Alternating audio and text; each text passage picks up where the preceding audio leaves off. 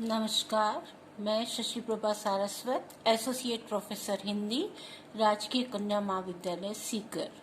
प्रिय विद्यार्थियों, आज का विषय है हमारा कवि सच्चिदानंद हीरानंद वात्स्यायन अज्ञेय। अज्ञेय जी का साहित्यिक परिचय आज हम पढ़ने जा रहे हैं।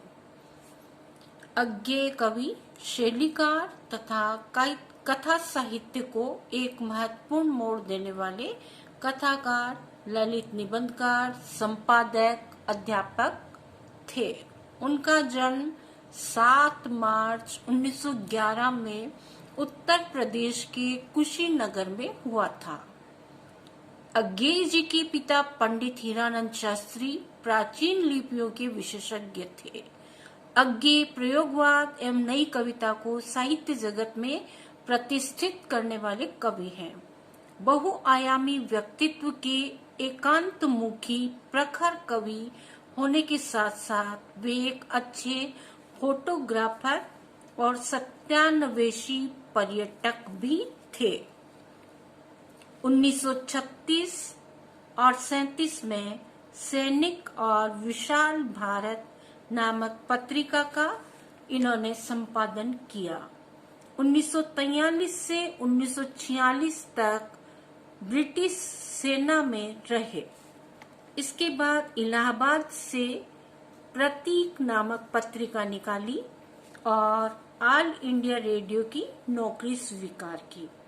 1980 में अज्ञेय जी ने वत्सल निधि नामक एक न्यास की स्थापना की, जिसका उद्देश्य था साहित्य और संस्कृति के क्षेत्र में कार्य करना। अज्ञेय जी की कुछ प्रमुख कृतियां हैं जिनका विश्लेषण हम इस प्रकार कर रहे हैं। भग्नदूत 1933 में, चिंता 1942 में प्रकाशित हुई, इत्यलम 1946, हरी घास पर क्षण भर 1949, बावरा अहेरी 1954, इंद्रधनुष रोंदे हुए ये 1957, कितनी नावों में कितनी बार 1967, क्योंकि मैं सन्नाटा बुनता हूँ। अज्ञेय जी की प्रसिद्धतम कहानियां निम्नवत है। विपथगा 1937 में प्रकाशित हुई, परंपरा 1944 में, कोठरी की बात 1945 में प्रकाशित हुई, शरणार्थी 1948, जयदौल 1951 में। अज्ञेय जी के प्रसिद्धतम उपन्यास निम्न प्रकार से है।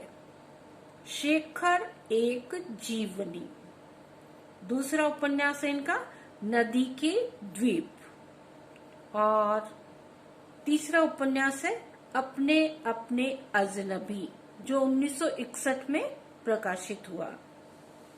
अज्ञेय जी का निबंध संग्रह इस प्रकार से है। सबरंग, त्रिशंकु, आत्मनेपद, आधुनिक साहित्य, एक आधुनिक परिदृश्य, आलवाल। इनके नाटक हैं उत्तर प्रियदर्शी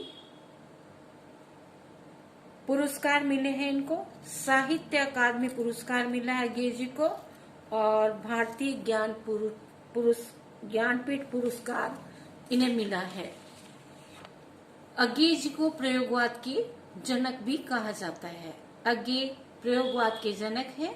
जनक शब्द का अर्थ होता है जन्मदाता और पोषक। केवल जन्म देकर विरत हो जाने से ही जनक के कर्तव्य की इतिश्री नहीं हो जाती है। जनक को अपना जनकत्व प्रमाणित करने के लिए अपने द्वारा पैदा किए गए का पोषण और उसकी सार संभाल भी करनी पड़ती है। अज्ञेय ने प्रयोगवाद को जन्म ही नहीं दिया, अपितु उसे पोषित करके विकसित भी किया है।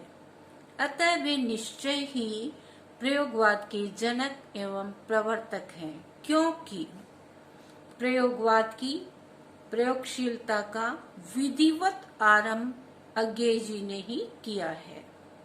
सन 1940 के आसपास अज्ञे ने इस प्रयत्न को कार्य रूप में परिणत करने के लिए योजना बनाई और 1943 में तार सप्तक के रूप में अपनी योजना का श्री गणेश किया।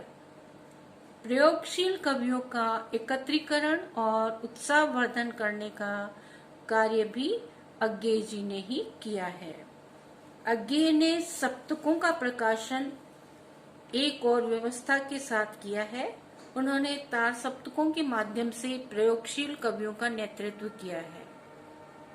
प्रयोगशील कविता से प्रेरित होकर काव्य सृजन करने की प्रेरणा देना और प्रयोगों को महत्व देना भी इस बात का सूचक है कि अज्ञे प्रयोगवादी कविता के पुरस्कर्ता रहे हैं। नई कविता के प्रवर्तक अज्ञे को माना जाता है। अज्ञे ने प्रयोगवाद के साथ ही कविता को नया रूप देने का प्रयास किया। इसी प्रयास में उन्होंने नई कविता का प्रवर्तन किया। उन्होंने ही नई कविता को स्थापित करके हिंदी काव्य के विकास में एक नए रूप, नए प्रकार के संदर्भों को स्थापित किया। नवीन उपमान विधा प्रारंभ करने वाले अज्ञे जी ही माने जाते हैं। नई कविता की सभी महत्वपूर्ण विशेषताएं शिल्प के क्षेत्र में नए बिंब, नए प्रतीक, नए उपमान, नए छंदों का प्रयोग सभी कुछ अज्ञे के काव्य में मिलता है। अतः वे नई कविता के प्रतिनिधि कहलाने के अधिकारी हैं। नवीन प्रवृत्तियां अज्ञे के काव्य में देखने को मिलती है। नई कविता की सभी प्रवृत्तियां इस प्रकार से है: वेदना भाव, आधुनिक भावबोध, यथार्थ की स्वीकृति, व्यंग्य बोध, आत्मान्वेषण, सत्यान्वेषण, सौंदर्यवादी भावना और लघु मानव के प्रति निष्ठा का भाव। अज्ञे को प्रतिनिधि कवि मानने का एक कारण यह भी है कि उन्होंने अपनी अभिव्यंजना पद्धति में पूर्व कविता से कुछ उदाहरण के लिए उन्होंने नए उपमानों का चयन किया है। जीवन और जगत के विविध क्षेत्रों से प्रतीकों का चयन करके अभिव्यक्ति को अधिक से अधिक विश्वसनीय और ईमानदार बनाने का प्रयत्न किया है। उपमान मेले हो गए कहकर अज्ञे ने अप्रस्तुत चयन में भी पर्याप्त प्रस्तुत की है। उनका एक उदाहरण इस भांति है: पति सेवारत सांझ, पति सेवारत सांझ, उचकता देख पराया चांद, उचकता देख पराया चांद, ललाकर ओट हो गई, ललाकर ओट हो गई। कहने का तात्पर्य है कि अज्ञे जी ने पुराने उपमानों को, कि जैसे पुराने कवि हैं एक ही परिपाटी पर चले आ रहे हैं कि नायिका का मुखमंडल चंद्रमा की भांति गोल मटोल है, नायिका की आंखें मृगनयनी है। ये सारे उपमान पहला कवि लिखता है, फिर अगली कड़ी में फिर आगे वही चीज दूसरा कवि लिख रहा है। इस प्रकार ये एक परंपरा से चली आ रही थी।